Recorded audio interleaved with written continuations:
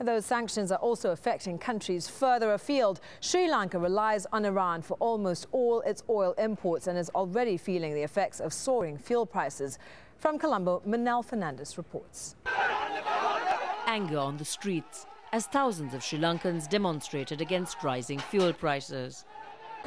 A young fisherman was shot dead during clashes with police, while this opposition-led protest was broken up with tear gas and water cannons.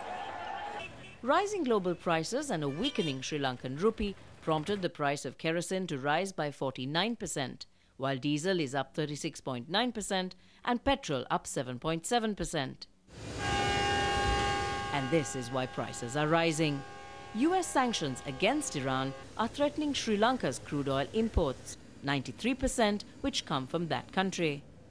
The South Asian nation's only refinery, the 42-year-old Sapugas Kanda plant, works best with Iranian light crude. The 4-month credit facility for payment is critical to small economies, which the government says will suffer because of the sanctions. Yeah, actually, of course, the smaller countries are being penalized at the same time by imposing the sanction. So then I think big countries or large countries, they should realize this.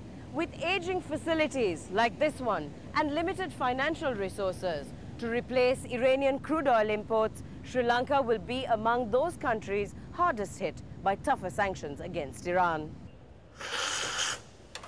There is also trouble in the tea industry. This is the beginning of the Iranian types. Merrill Fernando, chairman of the Tea Council, says approximately $25 million in payments are being held up for tea shipped to Iran since sanctions began last June.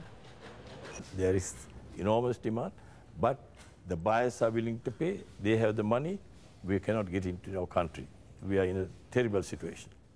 Economists say the sanctions will mean double trouble. Sri Lanka is going to get hit on the import side, where import costs are going up. We are going to get hit on the export side, where export incomes are coming down. So it's a double whammy. The government says it is studying a number of options to deal with the tougher sanctions. These options, whatever they are, will inevitably result in increased costs and further pressure on the average Sri Lankan. Fernando, Al Jazeera, Colombo.